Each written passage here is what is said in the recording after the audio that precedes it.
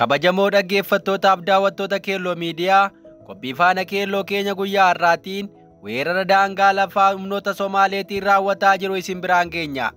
Akkasumas kaaba Itoophiyaatti lolli Eertiraa fi Itoophiyaa gidduutti ni dhalata jechuun yaaddoon uumamuu qophii kana keessatti isin dhageessifna. Haga dhumaatti nu waliin turaa jechaa qophichi kunooti.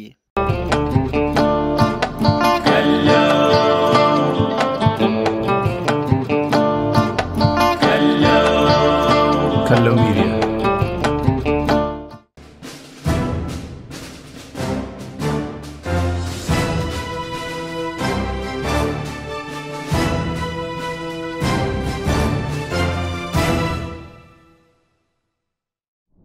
Godina Harargee Aanaa Cinaaksan irraa mootummaan naannoo Somaaliyaa raddaawwan 80 ol weeraraan qabachuu aanaa irratti hundeessaa akka jiru jiraattonni yaada kennaa jiran. Aanaan Cinaaksan kan magaalaa Jigjigaatti waldaangeessitu waggoota 15 darban weerarri walirraa hin cinne mootummaa naannoo Somaaleetiin irratti raawwatamaa turuu himan. Jiraataa naannichaa haala weerara kanaa irratti miidiyaaleef yaada kennaniin naannoon Somaalee weerara walirraa hin cinne waggoota 15 erga raawwataa ture booda raddaawwan 80 olaanaa Cinaaksan qofa irraa qabachuun aanaa Daaraamuu jedhamu irratti hundeessaa jira jedhaniiru. Mootummaan naannoo Somaaliyaa aanaa Cinaaksanii fi aanaa Jaarsoo addaan kutuun raddaawwan qabate irratti aanaa haaraa kan mootummaa naannoo Somaaleetiin bulu hundeessuu dubbatu. Raddaawwan 80 ol keessaa raddaa Muldhii Daawwee jedhamu qofaatu aanaa Jaarsoo jalatti hafe ka jedhan jiraattonni aanaa Jaarsoo irraa Muldhii Daawweetu achii bira gaafa dabarnan ammoo raddaawwan Somaaleetti ba'amaa jedhan. Raddaawwan Somaalee kana bira darbame immoo aanaa Cinaaksan akka ga'u himan. Mootummaan naannoo Somaaliyaa raddaawwan Oromoo humnaan uummata irraa buqqaasee qabate irratti aanaawwan 2 hundeessuu kan himu jiraataan yaada kenne. Aanaan tokko Cinaaksan irraa gama dhiyaatti akka argamu, aanaan kun ammoo Cinaaksan irraa gama ba'aatti jechuun gara magaalaa Jigjigaatti aanaaleen jiran humnoota Somaaleen akka qabaman madda oduu kanaa OMN itti himaniiru. Lafti aanaawwan lamaan kun irratti hundaa'ee lafa Oromoo akka ta'e kan himan mootummaan naannoo Somaalee waggoota 15 darban duula walirraa hin cinne uummata Oromoo irratti banuun uummata Oromoo buqqisee uummata Somaalee qubsiisaa akka jiru himu. Baha Oromiyaa irraa raddaawwan 200 ol mootummaa naannoo Somaaleetiin qabamuu kan himu jiraataan kun aanaa Cinaaksan qofaa irraa raddaawwan 80 ol qabameera jedha. Tibbanaa raddaawwan akka Moloolee, Biyyoo, Kaalmaalee, Ambaaroo irratti weerarri raawwatamuun miidhaan lubbuu namaa fi qabeenya irra ga'u himeera. Oromiyaa bahaa keessatti aanaawwan akka Gursum, Cinaaksan, Jaarsoo, Kombolchaa, Baabbilee, Kumbii, Maayyuu Mulluuqee, Makkanniisa Oromoo ka Somaalee jala galee fi kanneen biroo irratti weerarri jabaan raawwatamaa jiraachuu dubbatu. Aanaa Cinaaksan irraa magaala Cinaaksanii fi raddaa Muldhii Daawwee malee raddaawwan hafan hundi mootummaa naannoo Somaaleetiin qabamuu himameera. Bulchiinsa aanaa Cinaaksan uummanni akka gurmaa'ee ofirraa hin ittisne taasisaa jira ka jedhan jiraattonni qabeenyi isaanii humna addaa mootummaa naannoo Somaaleetiin saamamee uummanni ni deebifanna jedhee yoo ka'u nutu karaa seeraatiin deebisaa dhiisaa jechuun uummata dhowwaa achii booda ammoo deebisuu dadhabne jechuudhaan haala kanaan lafti qonnaan bultoota akka saamamaa jiru himu. Sababaa kanaan namoonni 400 ol aanaa Cinaaksan keessatti hidhamanii akka jiranis himan. Raddaawwan mootummaa naannoo Somaaleetiin qabamanii aanaan haaraan irratti hundaa'e raddaawwan akka Hora Daawwee, Muldhii Daawwee, Mul'isa Lameen, Waleensuu, Baatu Elemoo, Caffee Baatuu, Qoocaar, Qoree Elemoo, Gololcha, Hulluuqqoo, Biyyoo Gabaabduu, Biyyoo Dheertuu, Moloo illee 3 akka ta'an himameera. Bulchaan aanaa Cinaaksan Mustafaa Umar Biyyoolee itti gaafatamaa bulchiinsaaf nageenya aanaa Cinaaksan nama Urgee jedhamuu fi itti gaafatamaa bulchiinsaaf nageenya godina Harargee Bahaa obbo Naajii nama jedhamutu sagalee uummata Oromoo ukkaamsuun lafa Oromoo Somaaleef kennaa jira jedhaniiru.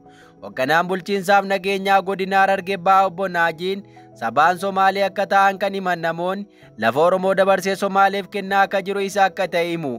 Aanaan Tulluu Guuleed jedhamu ka duraan Oromiyaa jala ture bara 2017 uummata Oromoo irraa buqqaasuu nama mootummaa naannoo Somaalee jala garuus himu.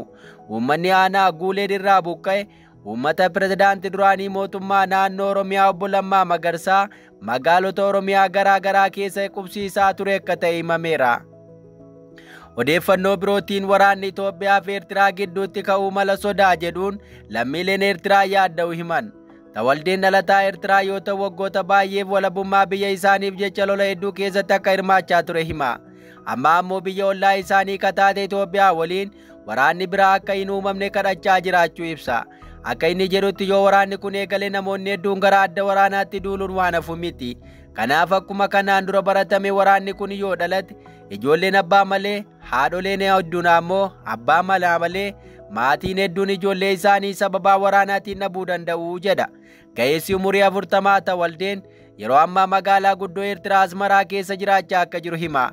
Jalqabanuma bara 1990 keessa waraana suukanneessaan daangaa Eertiraa fi Itoophiyaa irratti dhalatee fi dhiyeenya kanas yeroo walitti bu'iinsa finciltoota naannoo Tigraay fi Itoophiyaa gidduutti uumame Tawaldeen keessatti hirmaachuu dubbata. Dabalees amma gaanfa Afrikaa keessatti sababa muddama haaraa dhalateen walimannaan waraanaa fi ololli garaa biyyoonni lamaan akka bokkaatti walitti roobsaa jiraachuu kan hime Tawaldeen biyya yeroo hunda akka mirga ofii kabachiifachuutti Kooriyaa Kaabaa Afrikaa jedhamuun maqaan Eertiraa akka ka'u himuun nuti isa darbee irra muuxannoo waraanaa argineerraa waraanni kasaaraa cimaa qabaa jedheera. Eertiraa keessatti yeroo baay'ee mormitoonni gara mana hidhaatti darbataman irraa ragaa argachuun garmalee rakkisaadha ka jedhe Tawaldeen namoonni hidhaman hedduun as buuteen dhabamu. Kanarras rakkoon hedduun jiraachuu dhaabbata oduu Faransaayitti himeera. Biyyi namoota miliyoona 3.5 qabdu Eertiraan bara 1993 Itoophiyaa irraa fottoquun mirga hiree murteeffannaa argattus ergasii pirezidaantii Isaayyaas Afeworqiin bulaa akka jirtu yoo ta'u biyya kana keessatti sadarkaan mirgi namoomaa baay'ee gadi aanaa akka ta'e himama. Biyyattii keessatti namoonni nagaa umurii guutuu waraana keessatti akka hirmaatan dirqisiifamu kun dhaabbanni mootummoota gamtoomanii sirnaa bara gita bittaatiin wal madaalchiseera. Muummeen ministeera Itoophiyaa Abiyyi Ahimad bara 2019 yoo gara aangootti dhufan Eertiraa waliin waliigaltee nagaa yeroo dheeraaf eegamaa ture mallatteessuun badhaasa Noobeelii addunyaa kan injifate yoo ta'u bara 2020 hanga 2022tti lola suukanneessaa Tigraayitti gaggeeffameen gamoonni lamaan waliin qindaa'uun lolicha irratti hirmaataniiru. Kanumaan osoo jiru hawwiin Itoophiyaan balbala galaanaa argachuu fi carraaqqii taasisaa jirtuun Eertiraan buufata doonii Asab Itoophiyaan humnaan fudhachuuf karoorfatteetti jechuun dheekkamsa kaafte.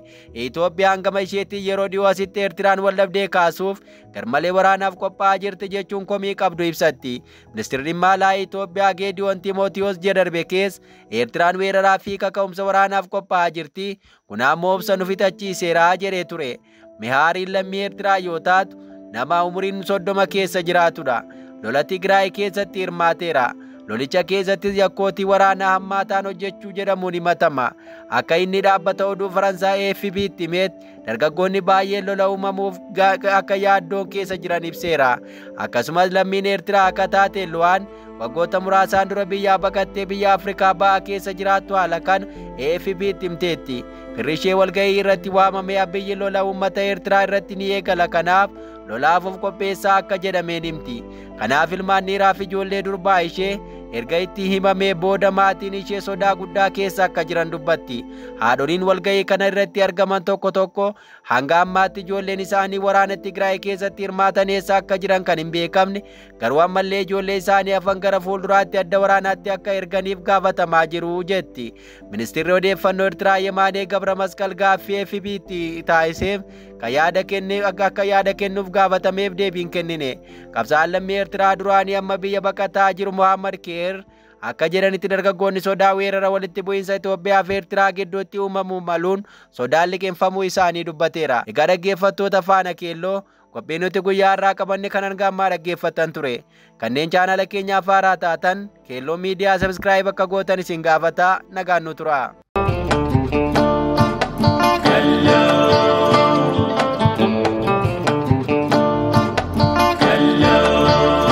Kallo Media.